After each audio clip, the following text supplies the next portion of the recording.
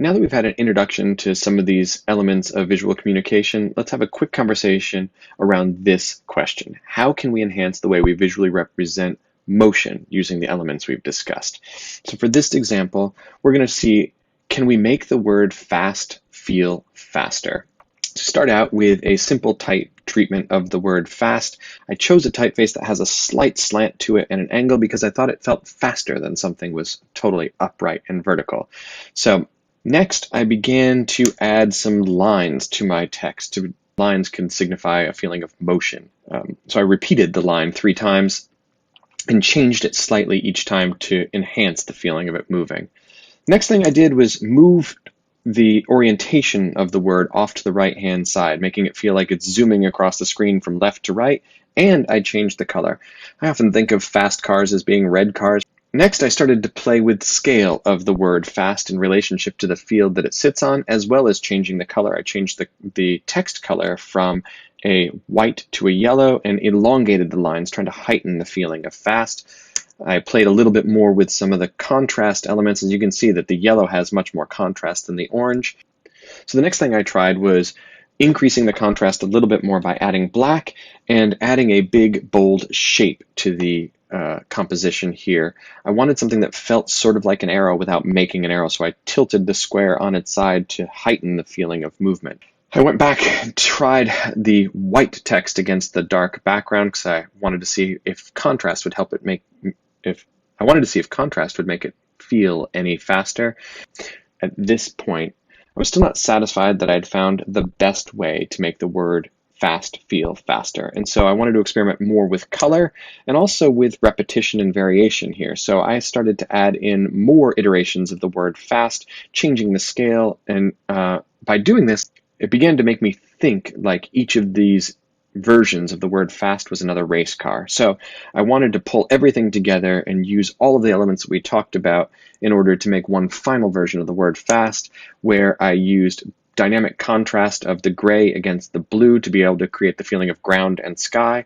I made all of the colors bright and high contrast off of that dark background. I have the lines extending off of the word, and I have them all sort of tilted downwards. And my hope was that they would begin to evoke the feeling of race cars zooming across the racetrack, and that this might be one of the best ways that I could make the word fast feel even faster.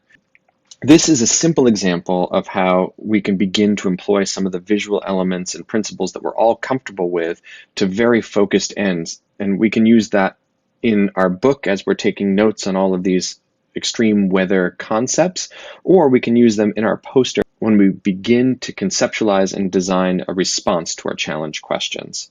The last thing I want to talk about is pictograms, ideograms, and diagrams.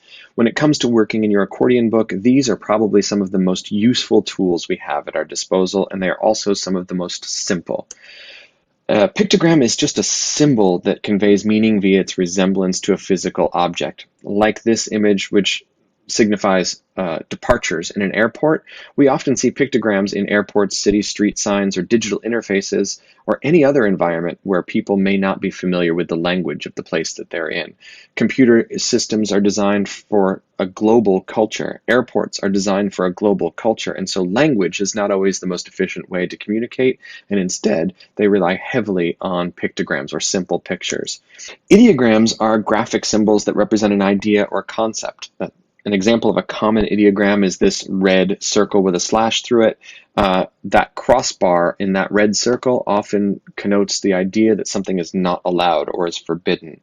Ideograms rely on simple, bold shapes and color to do their communication. So this symbol right here is an example of a symbol that fuses ideogram and pictogram. You have the pictogram of a cigarette, you have the ideogram of the circle and crossbar saying that it's forbidden, and we all immediately understand just by looking at this sign that smoking is not allowed wherever you see this sign. Similarly, street signs use the combination of pictogram and ideogram to do their communication. A red octagon we immediately know means stop. The inverted red triangle means yield, and we know that a yellow diamond on its side means that there's some information we need to pay attention to immediately. Orange signs let us know that there's construction ahead. So pictograms and ideograms surround us daily, and they are one of the easiest places that we can draw from for advice on how to add visual impact. And they are prime examples of efficient forms of visual communication that use all of the elements we've already talked about so far. The last thing I want to talk about is diagrams. They are simplified drawings that graphically represent the appearance, processes, structure, or workings of a given thing. And when we're talking about weather systems, diagrams are going to be fantastic tools for you to be able to employ when working in your book. In each of the science content videos, you're going to notice a bunch of diagrams that are being used by Bob in his instruction. Pay attention to them and translate those into your accordion book to give more visual impact to the concepts that you are trying to represent. Diagrams often use a combination of pictograms, ideograms, and words, and are a fantastic way for you to evolve and develop your ability to visualize your thinking and learning around extreme weather science. It's one of the things that we want to encourage our mentees to employ more and more and more, because in order to make a diagram, you have to begin to have a greater understanding of the concepts that you're working with.